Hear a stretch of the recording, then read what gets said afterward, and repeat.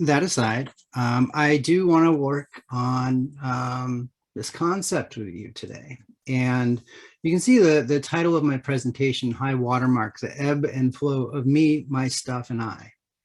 I'm going to unpack that for you and kind of consider like, what does that mean, right? What does that mean? And that's what we're going to be talking about.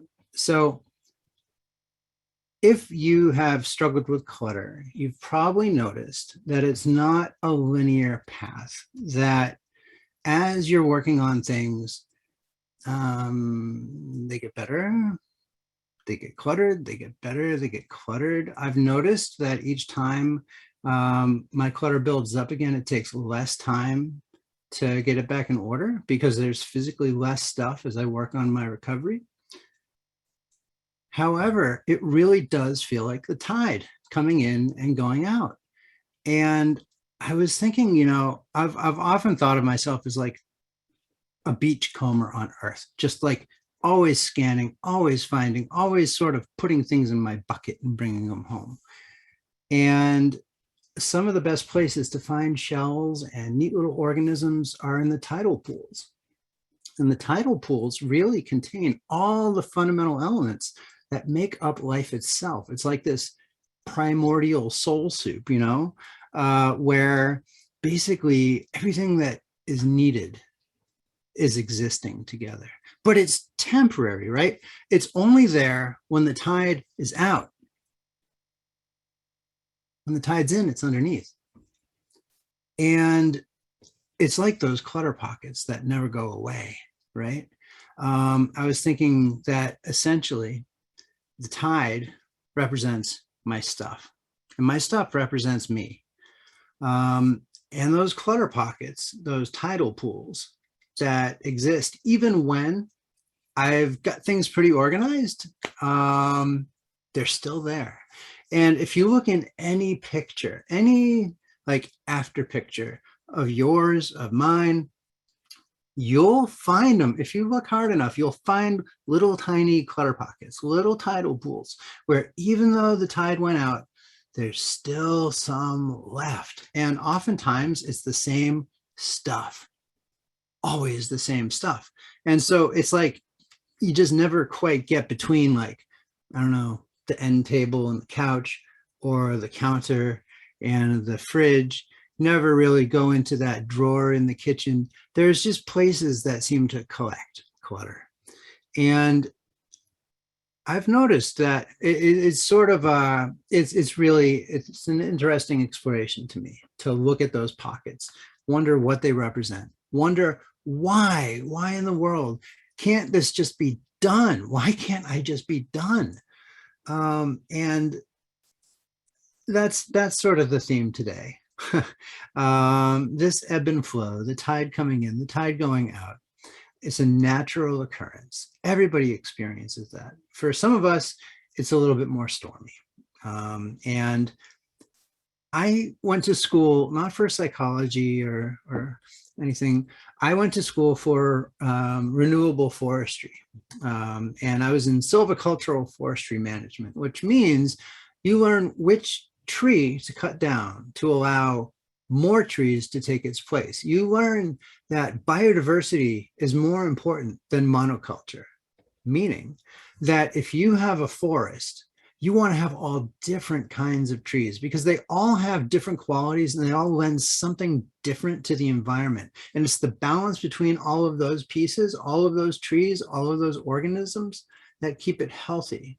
Now, a monoculture is when everything's the same. Imagine a Christmas tree farm. Imagine a rose garden.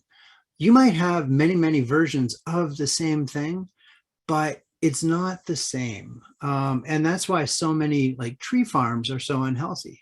And that's why clear cuts are so unhealthy, because just like a clean out, when it's all or nothing, the general health of the entire ecosystem plummets.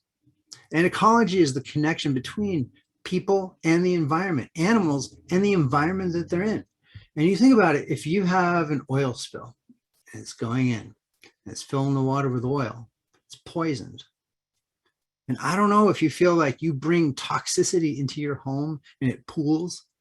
I've felt that way. And it's not just tangible stuff, it's emotional stuff too. And that's some of the hardest stuff to let go. That's some of the hardest stuff to get out, you know?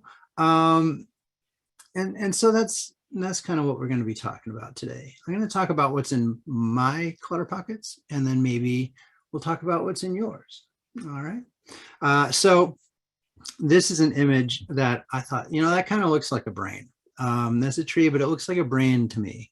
And so the balance here of the left and right brain, to me, I am completely right brained. I don't think I have a left brain. That's what I look like, I think. Very rich on one side, not as much on the other, I feel.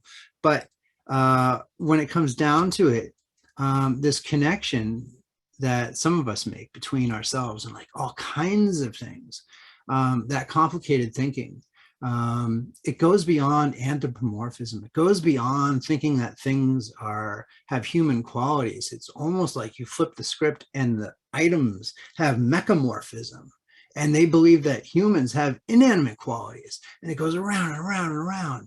How do you get out of the loop? All of those connections, you think of mushrooms and you think of the mycelium under the soil. It's all connected, like Avatar. Everything's in communication. One thing is taken out and the conversation can break down. Which thing do you remove? Is it worth the risk? For me, I had to decide what was worth the risk. And I determined that having a healthy, balanced life was worth the risk. It was worth letting some things go and even making a mistake and even regretting some of it, to live a better life, to live a healthier, more balanced life.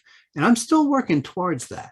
But it started with basically finding that motivation, realizing I had always wanted to have better control of my acquiring and saving.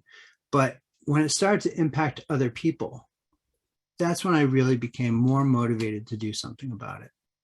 And so the environment that was my home, that ecosystem, I was bringing in toxicity in the form of bobbleheads and Atari cartridges and clothes and art supplies and tools, all kinds of things.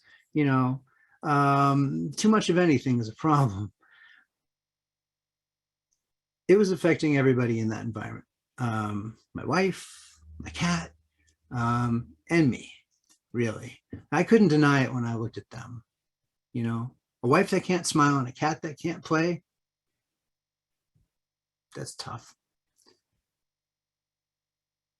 So this interrelationality between ourselves and everything in our environment are incredibly important to consider. That if we put good in, we get good out. If you're mindful about what you're bringing into the environment, if you're acquiring things, but they're healthy, your environment becomes more healthy. You start to slip and you bring in too much, or you bring in things you don't need, maybe that tide starts to rise again and it's not as healthy. So I had an art teacher who told me, don't draw things the way you think they look at them and draw them. So when I decided I was going to focus on tidal pools for this presentation, I thought, I'm going to the beach. I'm going to go and take photographs. So I decided to go back to the beach that I went to as a kid and take some photos. Now, this cartoon here represents the ups and downs. This is the me as the stuff. And I just want to read this before we go on. It might be kind of small on your screen. If you dig it, I'll send you a copy, email me. So this represents me in the top left corner. And imagine this connection between emotionality and oceanality, that the rise and fall of the waves is like the rise and fall of our emotions, our peaks and our troughs. And sometimes the flower answers, yeah. Blah, I just feel blah. Sun doesn't really seem that shiny, and even the flowers look unhappy. Couldn't tell you why. Sometimes it's just like that. It's okay, I'm used to it. Some days are just like that. But other days are like, pow, yeah, the sun is bright and the flowers seem happy again. I can't explain why my life is like that with the extreme ups and downs. I just assume that some days will be better than others and not fight it. Just make the most of each and every day. I let the good days and the bad days balance out. In that, I find contentment. So sometimes the waters are serene.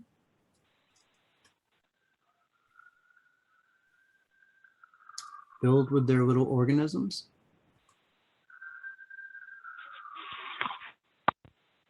We can mute whoever's there. Mute those phones.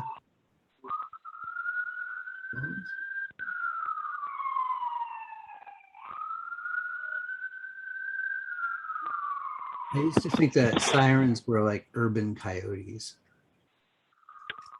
We're having trouble with Zoom. We can't mute people or rename anyone or remove anyone's last name.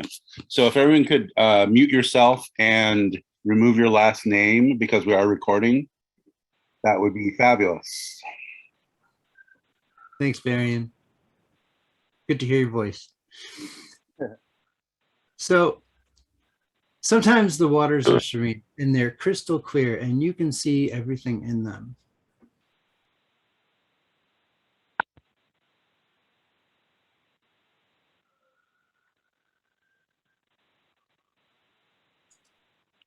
Maybe a day like this. This is like 1996. This is York Beach, Maine, and that's my Bubby and Pop Pop. And I'm rowing them around in this little boat. I was never a fan of actually going in the ocean. I always loved to be on it. I don't know if that has to do with my imagination and all the little things, that big things that I thought were in there. But this is how calm and serene the waters could be there. And I love this picture because I don't know how I got them in and out of that boat or even convinced them to go on that adventure. But that is a really happy moment. For me, that's one of those days where the sun is shining and the flowers seem happy. The sand dollars seem happy. The starfish seem happy. I seem happy. They seem happy. And I thought, okay, I'm going to go to the beach. I'm going to go back to York Beach and I'm going to go back to those tidal pools that I used to go to and take some photos, take some notes, and I'll show them in my PowerPoint. So last weekend, I packed up my vehicle and I headed a few hours north to Maine. And this is what I found.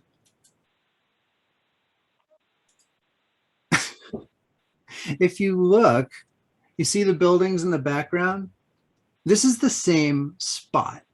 This is the same spot. Needless to say, I did not have easy access to those tidal pools. That's a person surfing in Maine. This is not the way it usually is. But so I couldn't actually go and photograph in the tidal pools. But, you know, I found myself much more interested and fascinated, not by what was necessarily in the tidal pools, but what was there before and after the tidal pool. And what you see now, there are tidal pools, they're just under the tide. And when that goes out, you've got all of these organisms that are made to survive. The barnacles and certain kinds of seaweed and the periwinkles, they stay even when the tide goes out, even though they're ocean creatures. They're built to last. Sometimes I think some of my clutter is like that.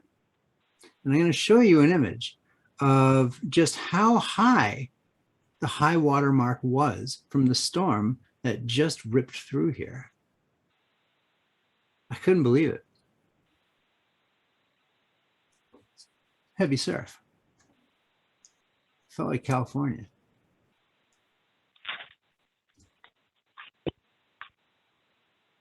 This is how high the high water mark was there. And the high water mark, if you're not familiar with that term, it's essentially how high the tide went before it broke and rolled back, right? So the highest of the high tides, like if you're at the beach and you keep moving your chair up, up, up the beach as the tide comes up, where the water stops, that's the high water mark. The high water mark was across the street from the beach on the other end of the parking lot.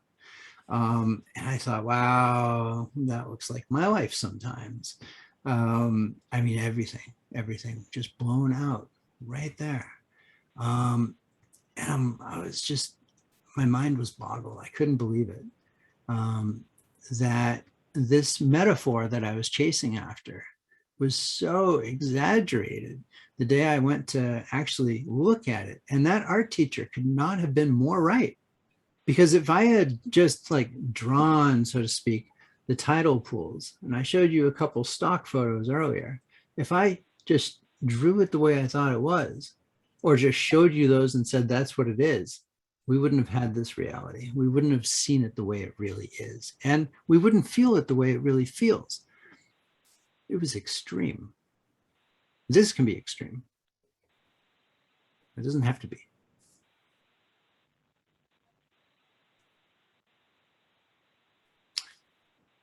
So I have a couple other diagnoses and a couple other clubs, if you will. One of them is bipolar disorder. And I was in a parking lot and I saw that car on the left, bipolar. And I thought, well, there you go. It's parked in the handicap spot, bipolar. I was like, okay, so there's a mental health challenge that like you can read that, you can see that. But you can't like trip on my bipolar disorder if you're walking across the room in the dark at night, you know, but hoarding disorder, you can. It's a mental health challenge that has a physical manifestation.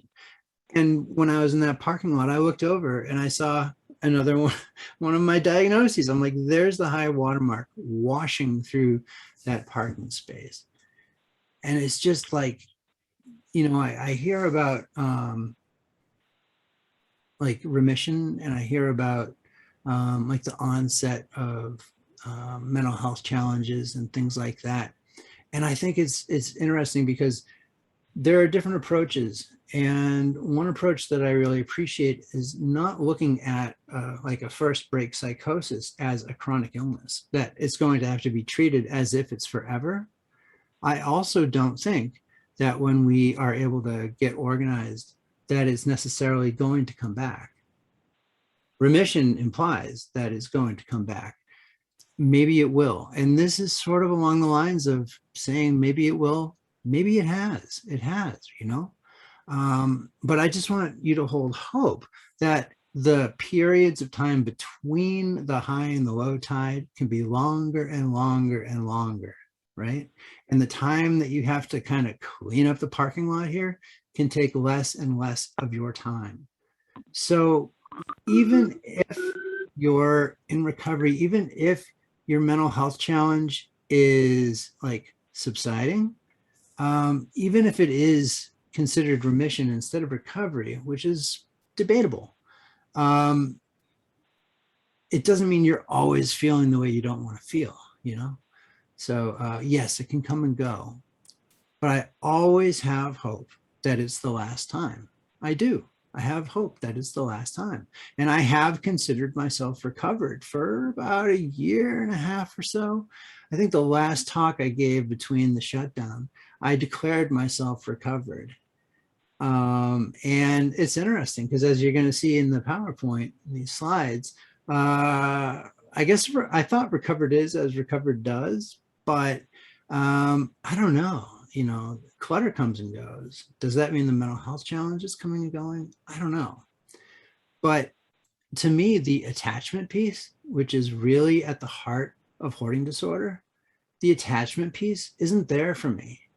Chronic disorganization is there for me, but not the component that makes it so hard to let the things go, that makes it like impossible not to bring it home. I really do feel Like I have those things under control. But the seaweed on the right, that represents symptoms coming back. And that's the part people can see.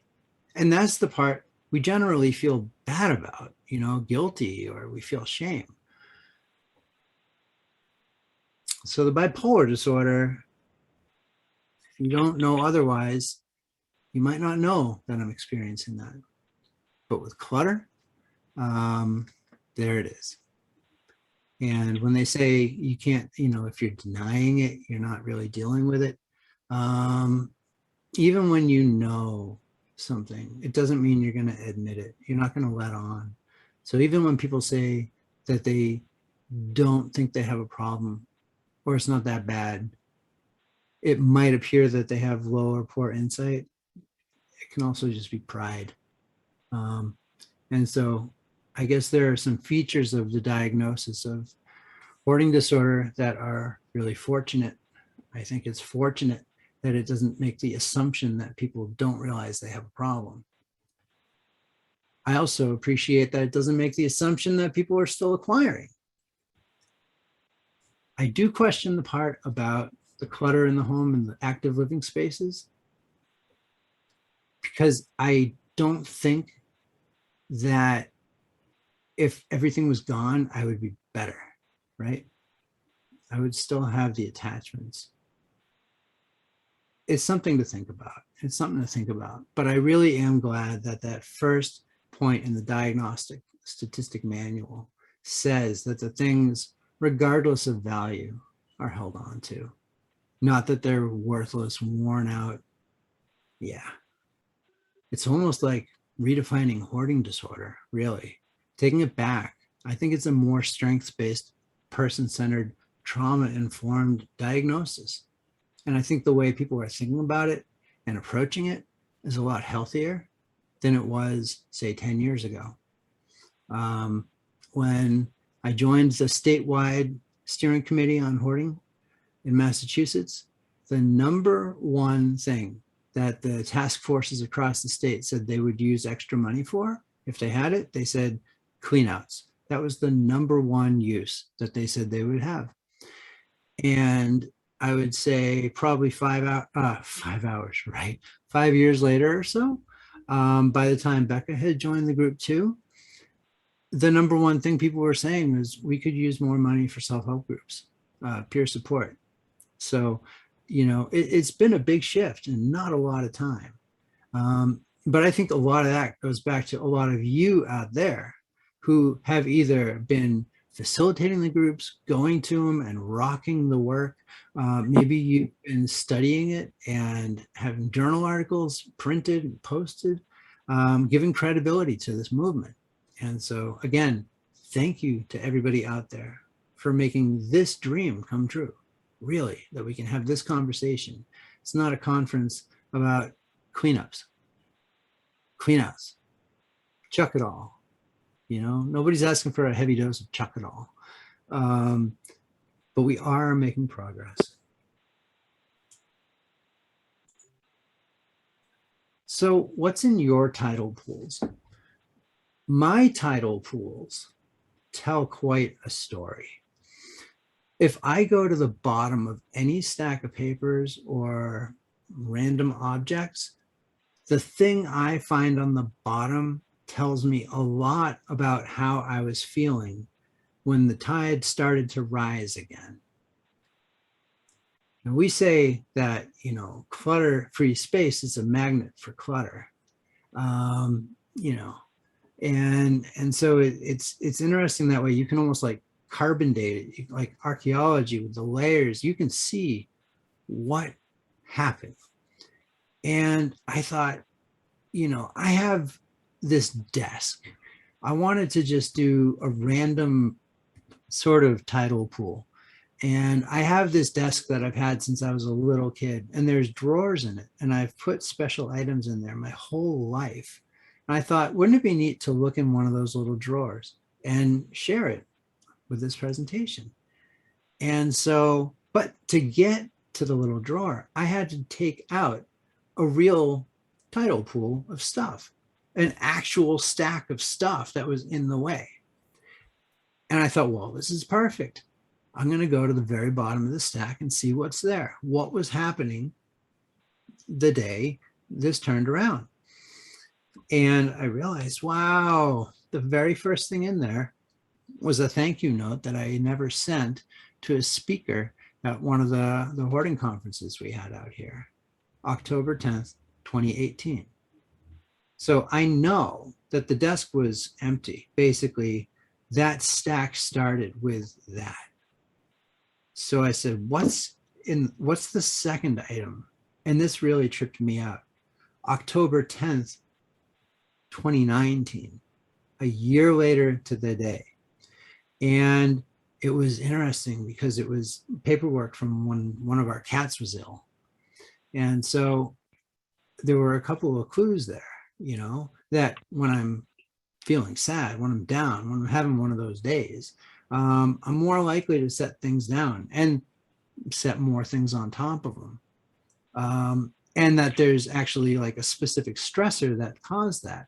I also think it's really interesting as I look through my things that I find a lot of things from October and I find a lot of things from like April. And so I'm kind of digging deeper into that and looking at it. And so you got to kind of like train your inner Sherlock and go and explore these things. I want to know if anybody out there is brave enough to look around. If you mute and unmute. I can't get into the chat room. Period. Elizabeth, you're not on mute. Is there anybody that has some clutter within reach that would be brave enough to reach over there, reach all the way to the bottom, as far down as you can, and tell us what's there?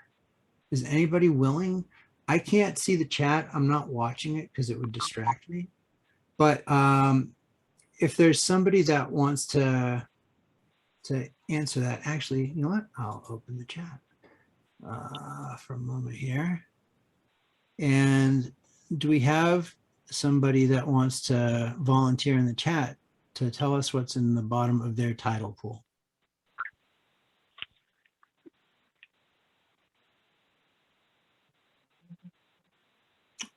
I see Rick raised his hand, I believe.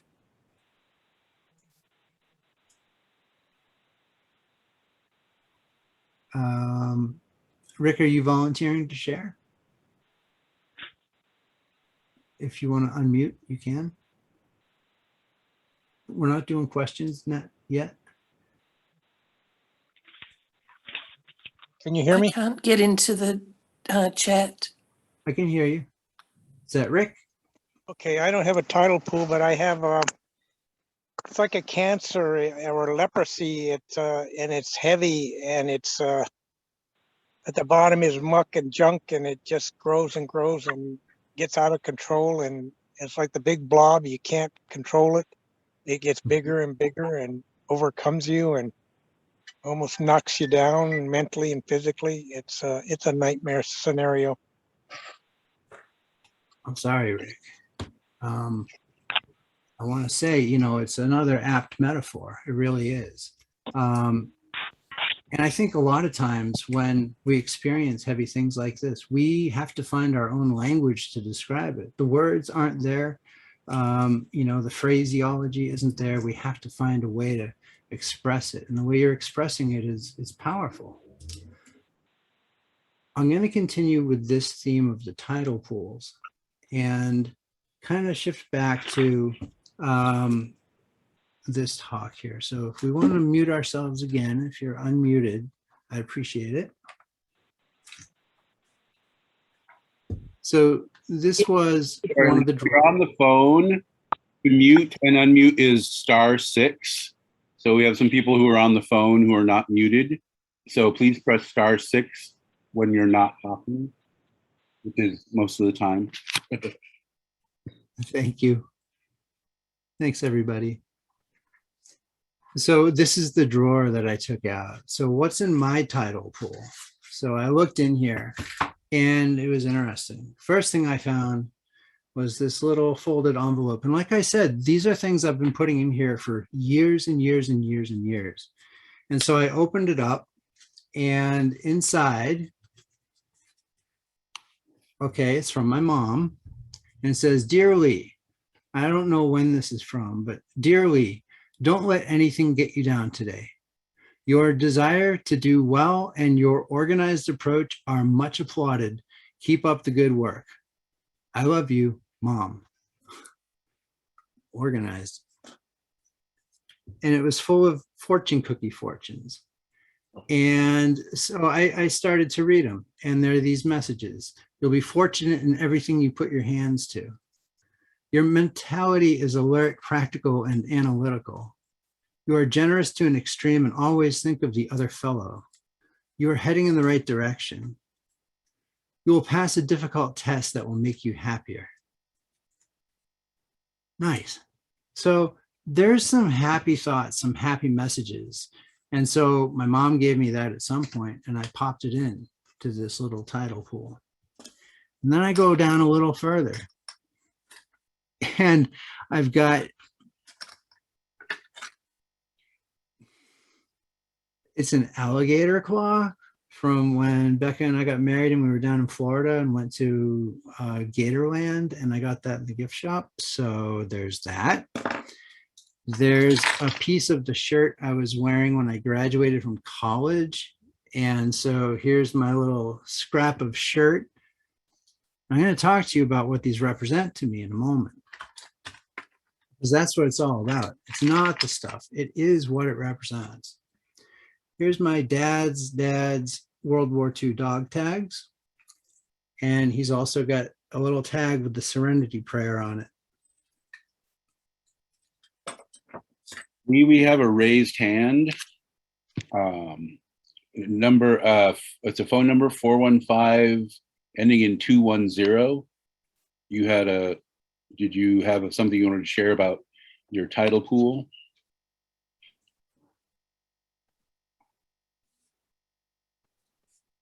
If we can hold on to questions, we might have a couple minutes at the end, but I just want to continue with this for now. I think we'll have a couple minutes at the end. Ronald Reagan stamps, a pink crayon from when I was a kid. This is what somebody might say, you want to get rid of that, right? No, this is a wood carving from a guy that I worked with who passed away from cancer, but that's a really special piece of wood from a tree that I cut down, and he carved that and gave it to me. Throwing star, a bridge from a violin, a quarter that I shot with a pellet gun, crystal that my best friend gave me. Thanks, Jay Bird.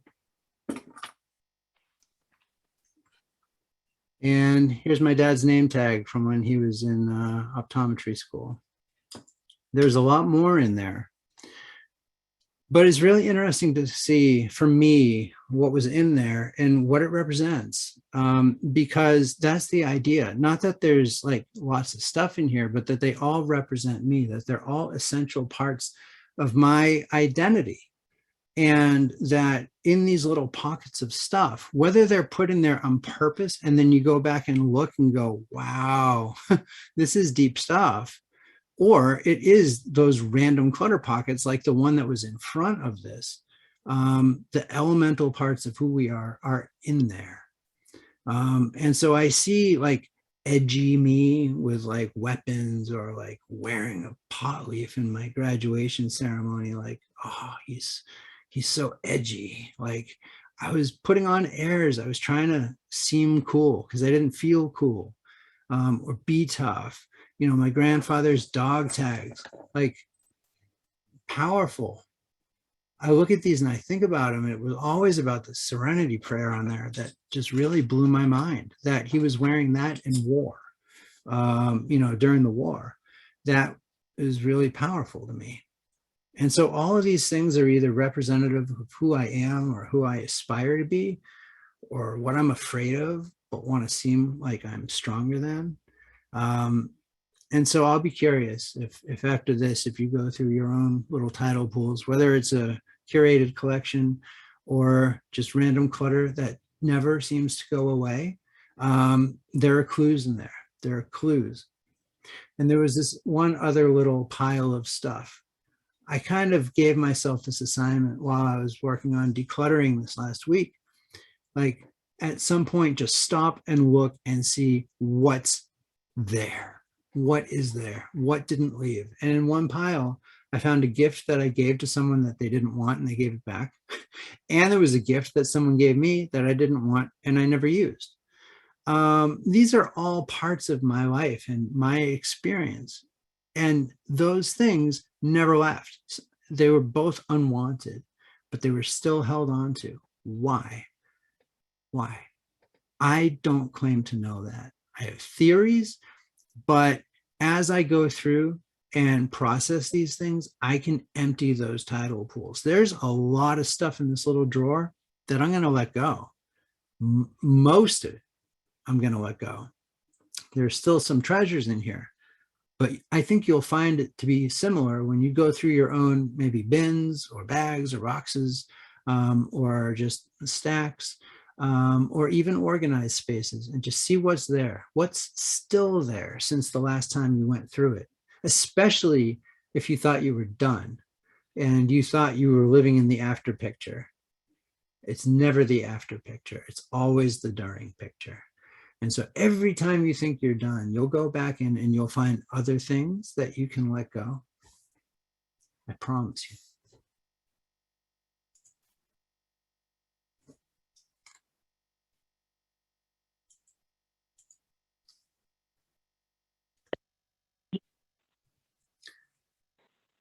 So this tide that I was talking about, the tidal pools are there when the tide goes out and before it comes back in. But this is my take on the day. The light in the basement of earthly delights burns brightest just before dawn.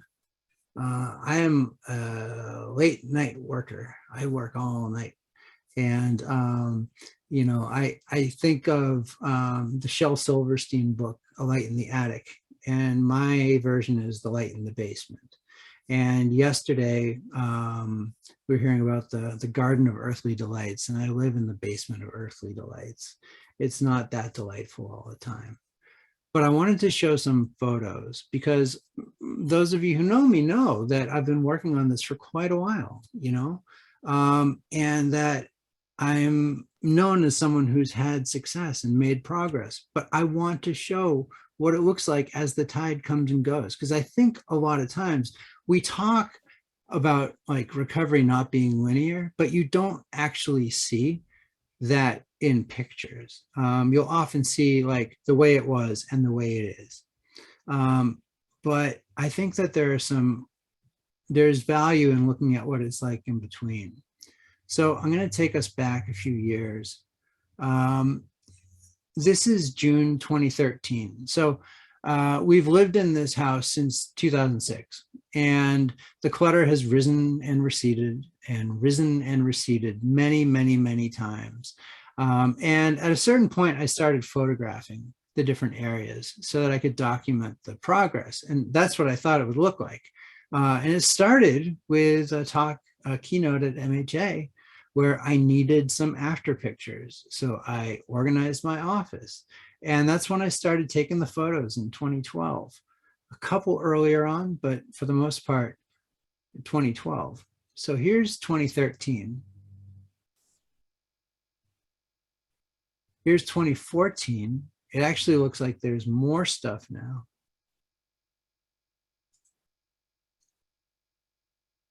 (2016), big progress on this side. 2017, wait a minute. But that was a year, really? It can be really demoralizing when you look and you're like, there I was, 2016, yay, I'm taking a picture and I'm proud. Look at a great way to start the year. There it is, right? And then there it is in 2018. Okay. And then 2019. So more of a forward progress, right? So it really it would get cluttered again and go back. But on the left, you can see that that side of the basement is pretty decluttered, pretty well. On the right side of the basement, you can see all those bins. It's something of a harm reduction approach to have things up off the floor and out of the way. I stack high. I'm a tall person and I'm pretty strong. Put the light things on top. I'm not recommending you try all of these things at home. Many of you probably shouldn't stack as high as I do. But at least the things are out of the way, and you can see they're labeled. They're organized into categories, but they're still there, but obviously a lot of progress. And I kept going. And there it is, May 2020. Now, what was going on in May of 2020? The pandemic, full swing, lockdown, home. This was the culmination of a lot of time of working on this. And you can see that in the top right picture, you can see that platform bed frame, and below you can see it's gone, and I was finally able to put in the shelves that I had wanted for so long. And then those bins are back on the left, but you can see forward progress. But is it sustainable? It took so much time to do that and a lot of time to keep it up. Would I be able to do that when the world opened up again, when I wasn't home 24/7? We shall see. Maybe. So here we are, June of 2020, having continued and actually having gotten through those bins. The bins are not there. So along the way, not only have I been taking photographs, a lot of photographs, I've also been videotaping it. And I have probably, I don't know, a lot of hours, many hours to go through.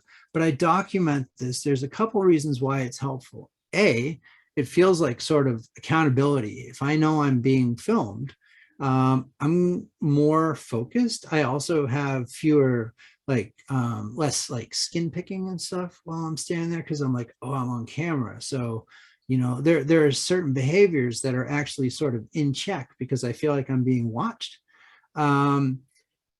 So it helps me stay on track, and it helps me in some other ways too. But it really helps me in terms of my strategy and recognizing points where I got stuck. So I film it two ways at the same time. I film it in time lapse, so you can see like a couple hours in a few seconds. And I also film it in real time. And what I'm going to show you is organizing electronics. So at the beginning of every clip, I hold up a sign that says what the clip is. So when I scroll through the thumbnails, I can see that. So this time I was starting at 11 p.m. It's May 17th, working on electronics. So here's my jam session. You can see the clock on the left. That's how fast time is going. All those cables you get with all those electronics that you save just in case. Yeah.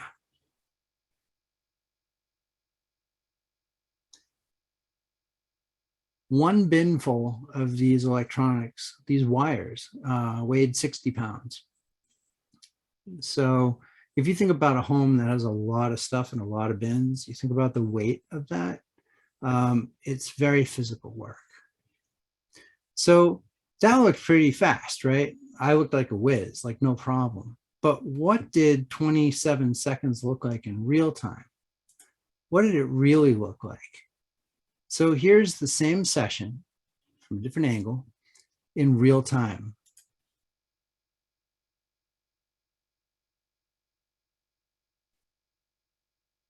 Who's the super fast one now?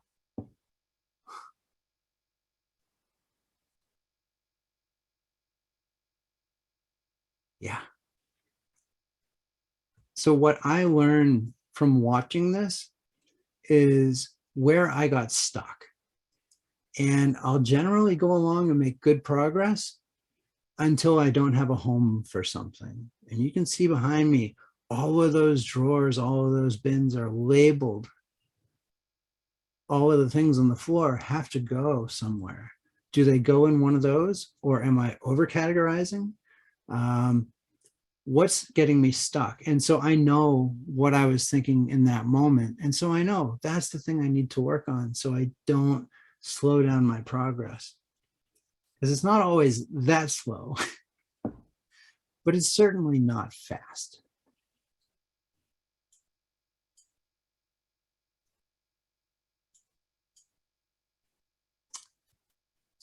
So then we've got the office that I'm sitting in right now. And this is like the first photo that I took. And this was for that conference for MHA back in 2012. Getting before pictures was easy, you know, and again, we'd already been here 6 years. So this had been more full and then less and more, but it's a mishmash. But I really needed to push myself to get some after pictures so that I could say, you can do it, I can do it, you can do it. If I couldn't do it, how could I believe in other people? How could I believe what I was saying? Where's my credibility? So I had to do it. And I did it. And so I got it to a really good point I was very happy about. And then continued to improve. And then it would clutter up, and then it would get better, and then it would clutter up, and then it would get better. It's never been as good as it was during the pandemic. I have 2 stress responses: do everything or do nothing. And during the lockdown, fortunately, my stress response was do a lot. And so for the first time ever, I alphabetized all of my 400 plus Atari cartridges. I did all these little detail jobs that I never got around to, and got it like pristine, exactly the way I want it, heavenly to me, exactly the way I wanted it, right? And so, you know, I knew I could do it. I knew I could do it. But again, could I sustain it?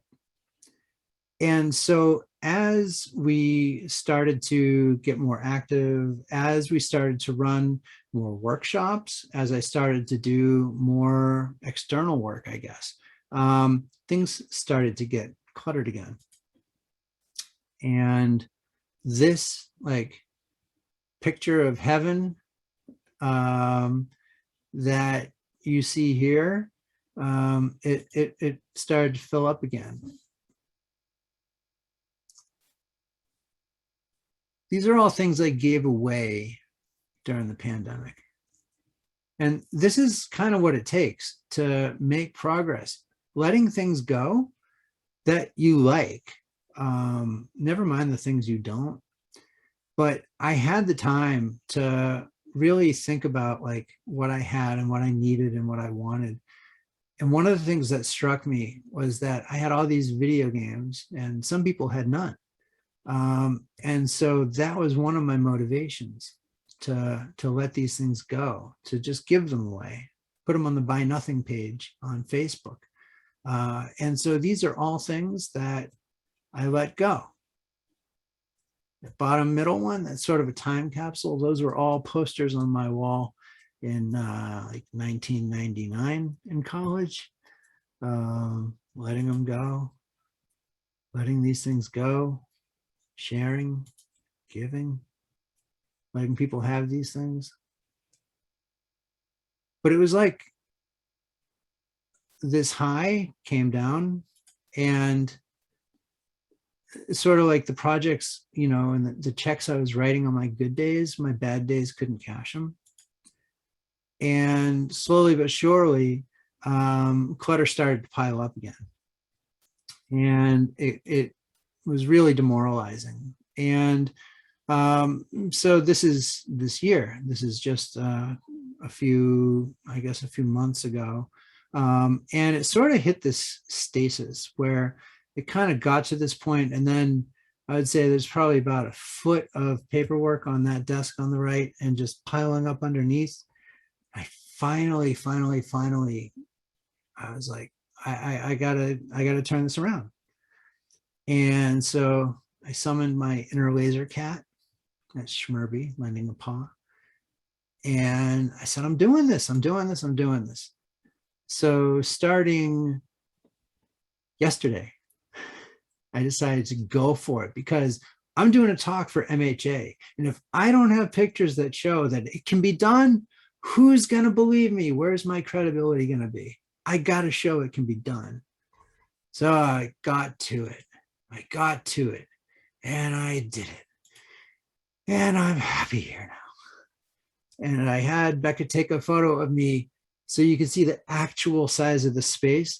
Because if you look at it in these images back here, the office looks huge. I think this looks like a really big room, but it's not. It's like 8 by 10. And so I really wanted to show what the actual size of it is. And it's my happy place again. And I have a way of looking at things that you've got your tidal pools, right, where things collect. And then you've got your oasis where things are uncollected, where you actually use the space for what you really need and want it for, how it's really going to improve the quality of your life. And sometimes you got to take things out of a space and put them somewhere else, work on that next. But I'll tell you what, you know, Carol Matthews was talking yesterday about, you know, how at least if you're in an organized home, it's less stressful, you know, while you're working on things. And so I would rather be in a comfortable space like this, like happy, while I work on other things, than just being miserable absolutely everywhere. So that's my approach. You know, sometimes you gotta, you know, make a mess to clean up a mess. And so the basement, which had been clear, had started to clutter up again. And I started to go through it and remove things. And then it filled up again. And this is today, about an hour and a half ago. And what you see here is the oasification process. On the left, that's the part that's done. There's a sort of a curtain hung to divide. So when I'm standing in the part that's done, I'm not overwhelmed by the part that isn't yet. So on the right, that's what's next. And that curtain will move further and further and further to the right until it's all right again. And you basically connect your oases and you have sanctuary. And that's what I'm striving for. A point where finally, the ocean is just calm. Even when it's stormy and raging inside, it's not manifesting in clutter. That's what I'm going for. I'm getting there. I'm totally getting there. Piece by piece.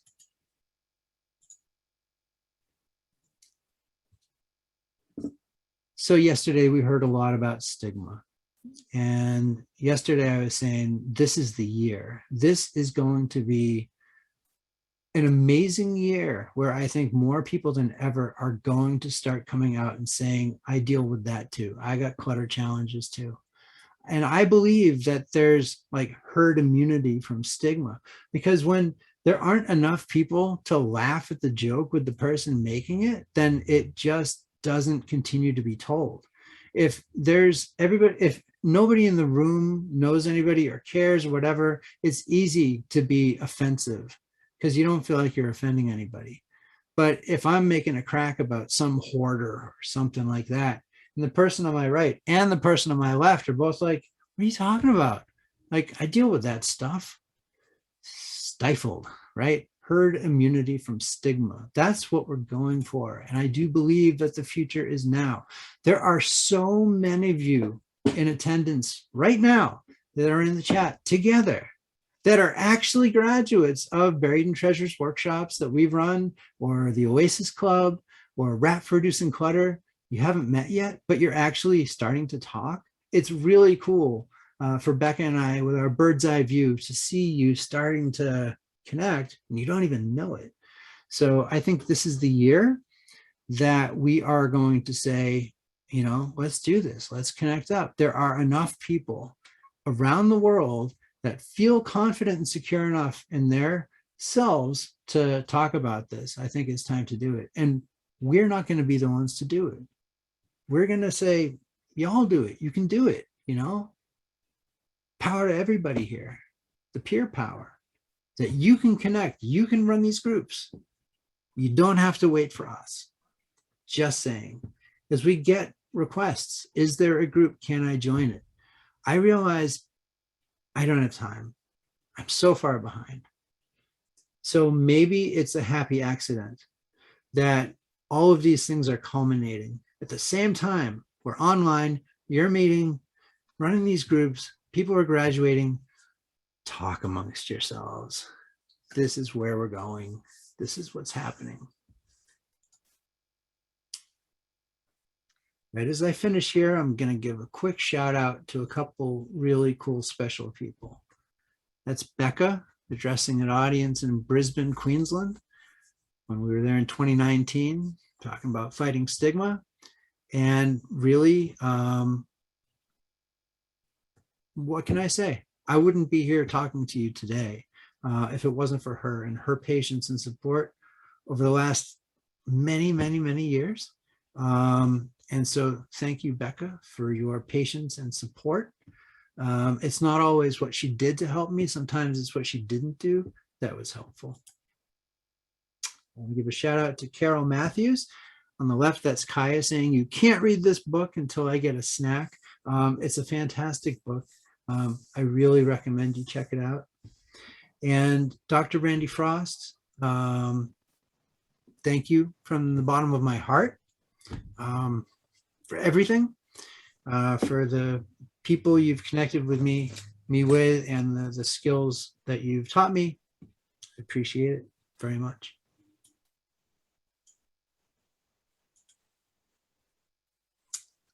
And it's time for more of you to join the club. I'm wrapping up here. There's 2 new groups that we're starting in January.